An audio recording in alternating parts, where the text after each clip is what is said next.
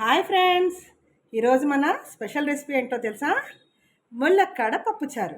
ఈ ములక్కాడ పప్పుచారుని మనం చాలా ఈజీగా తొందరగా అయిపోయేలాగా, అంటే చాలా చాలా క్విక్గా అనమాట ఎలా తయారు చేయాలో ఇప్పుడు చూద్దాం.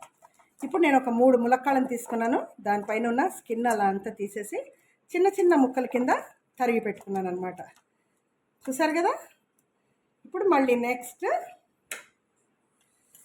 కందిపప్పు, కొంచెం కందిపప్పు తీసుకొని ఆల్రెడీ నేను చాలా మెత్తగా ఊరికే ఒక 3-4 ఎల్లిపాయలు వేసేసి ఉడకబెట్టి పెట్టుకున్నాను. దీన్ని ఇప్పుడు మనం చక్కగా మెత్తగా పేస్ట్ లాగా చేసుకోవాలన్నమాట. చేసుకొని రెడీ పెట్టుకుంటే తొందరగా మనం ములక్కాడ పప్పుచారు చేసేయచ్చు. ఇంకా ఒక 3-4 టమాటాలు తీసుకున్నాను. 4 టమాటాలు తీసుకొని దాన్ని చిన్న చిన్న ముక్కల కింద తరిగి పెట్టేసుకున్నాను. చూసారు కదా?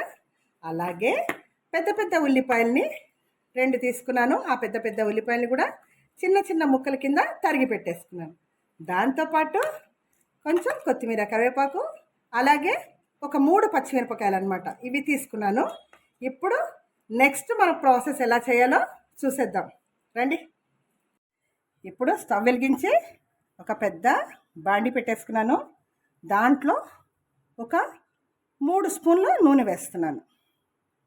అంటే ఇది నా అప్రాక్సిమేట్ అండి, మీకు కావాలంటే ఎక్కువ వేసుకోండి, లేదంటే తక్కువ వేసుకోవచ్చు. కానీ నా లెక్క ప్రకారం 3 స్పూన్లు, చిన్న చిన్న స్పూన్లది 3 స్పూన్ల నూనె వేసేసాను.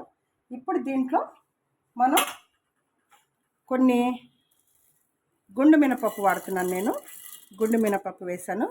ఇది ఒక చిన్న స్పూన్ అనమాట. తర్వాత ఒక చిన్న స్పూను ఆవాలు వేసేస్తున్నాను. తర్వాత కొంచెం జీలకర్ర. ఇప్పుడు అంటే ఇది మనం పప్పుచారు అని చెప్పాను కాబట్టి దీంట్లో ఇప్పుడు నేను కొంచెం ఇంగు కూడా వేస్తున్నాను. యాక్చువల్గా ఎండుమిరపకాయలు కూడా వేసేసేయాలి, కాకపోతే ఏంటంటే ముందే వేసేస్తే ఎండుమిరపకాయలు కొంచెం నూనెలో నల్లగా అయిపోతాయని చెప్పి కొంచెం లేటుగా వేద్దామని నేను ఇంగు వేసాను. ఇప్పుడు ఒక 3-4 ఎండుమిరపకాయలు వేసేద్దాం. ఇదిగోండి, ఒక చిన్న చిన్న ముక్కల కింద తరిగేసి చిన్న చిన్న ముక్కలు అంటే విడిచేసుకుంటే అయిపోద్దునండి. ఒక 3 ఎండుమిరపకాయలు తీసుకొని దాన్ని వేసేసాను. ఇప్పుడు దీన్ని కొంచెం కలుపుకోవాలి. ఇదిగోండి, తిరగమాత కొంచెం అవన్నీ కూడా ఎర్రగా అయిపోయినాయి. ఇప్పుడు నేను తరిగి పెట్టుకున్నాను కదా ఉల్లిపాయలు వేసేస్తున్నాను. యాక్చువల్గా ఏంటంటే మామూలుగా నేను ఇంకొక మెథడ్ కూడా చేస్తానండి. మొత్తం అంతా పప్పుచారు అయిపోయిన తర్వాత తిరగమాత పెడతాను. కాకపోతే ఇలా చేస్తే కూడా చాలా బాగుంటుందని చెప్పి మీకు చూపించడానికి అని చెప్పి ఇలా చేస్తున్నాను అనమాట. ఇదిగో ముక్కలు ఇవి వేసేసాను కదా, ఉల్లిపాయ ముక్కలు. ఇప్పుడు దీంతో పాటు టమాటా ముక్కలు కూడా వేసేస్తున్నాను. ఇదిగో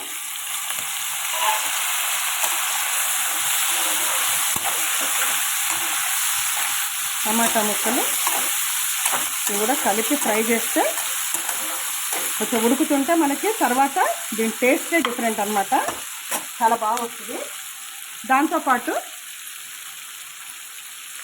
చెప్పాను కదా ఒక 4-5 పచ్చిమిరపకాయలు, 3 పచ్చిమిరపకాయలు వేసుకున్నానని, ఆ 3 పచ్చిమిరపకాయలు అలాగే దాంతోపాటు కొత్తిమీర, కరివేపాకు కూడా వేసేస్తున్నాను. ఇవన్నీ కలిపి ఉడుకుతుంటే ఒకదాని టేస్ట్ ఒకటి వాటర్లో ఉడుకుతాయి కదా, అప్పుడు మనకి మంచి టేస్ట్ వస్తుంది అనమాట. ఇప్పుడు ప్రస్తుతానికి మనం ఆయిల్లో ఉడకబెడుతున్నాం కాబట్టి, ఫ్రై చేస్తున్నాం కాబట్టి దీని టేస్టే డిఫరెంట్ అనమాట. సో ఇప్పుడు ఇవి ఉడుకుతున్నాయి. ఇప్పుడు ఫైనల్గా ఏంటంటే మనం చేయబోయేది ములక్కాడ పప్పుచారు కాబట్టి ఇప్పుడు మనం ములక్కాడలు వేసేసుకుంటాం. ఎందుకంటే దీంతో పాటు ఉడికిచ్చేసుకోవాలి. యాక్చువల్గా ఏంటంటే ఇవి కనుక మళ్ళీ మనం కుక్కర్లో పెట్టామనుకోండి, మనకి ములక్కాడలు తినడానికి ఉండదు. అంటే అది మొత్తం ఒక ఉడికిపోయి బాగా పేస్ట్ లాగా తయారవుతుంది అనమాట. అందుకోసం ఏంటంటే దీన్ని సపరేట్గా ములక్కాడని ఉడకబెట్టుకుంటే మనం తినేటప్పుడు ములక్కాడని సపరేట్గా తినడానికి అవకాశం ఉంటుంది. చూసారా? ఇప్పుడు ఇలా కాసేపు దీని ఆయిల్లో ఇలా ఉడకనివ్వాలి. ఇప్పుడు దీని మీద మూత పెట్టి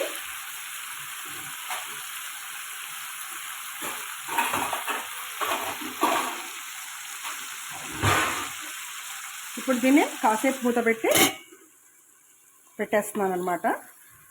ఇదిగోండి, కాసేపు మగ్గబెట్టాను కదా, కొంచెం మగ్గుతున్నాయి. ఇప్పుడు ఒక 1/2 స్పూను పసుపు వేస్తున్నాను.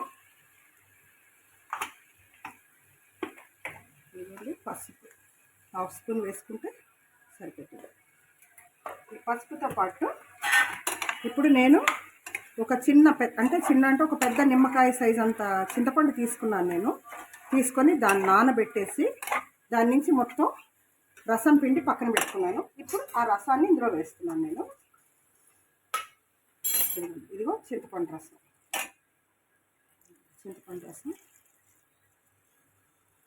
ఎక్కువ చింతపండు అవసరం లేదు, ఎందుకంటే ఆల్రెడీ మనం టమాటా వేసేసుకుంటాం కదా, అందుకోసం ఎక్కువ అవసరం లేదు. ఇప్పుడు ఇది కాసేపు ఉడకాలన్నమాట. ఉడికిన తర్వాత అప్పుడు మళ్ళీ దాని ప్రాసెస్ ఏంటనేది మీకు చూపిస్తాను.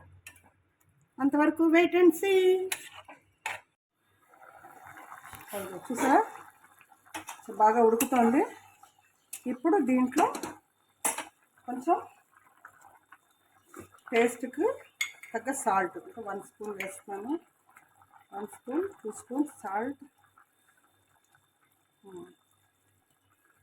2 స్పూన్స్ సాల్ట్ వేసాను. అలాగే కారం కూడా వేస్తున్నాను. ఆల్రెడీ పచ్చిమిరపకాయలు వేసుకున్నాం కాబట్టి కారం ఎక్కువ అవసరం లేదు అనుకుంటే తగ్గించి వేసుకోండి, లేదంటే నేను కొంచెం 1.5 స్పూన్ వేసాను కారం. అలాగే నేను ఒక స్పూన్ కొంచెం ఎండు కొబ్బరి వేస్తున్నాను, జస్ట్ కొంచెం టేస్ట్ కోసం.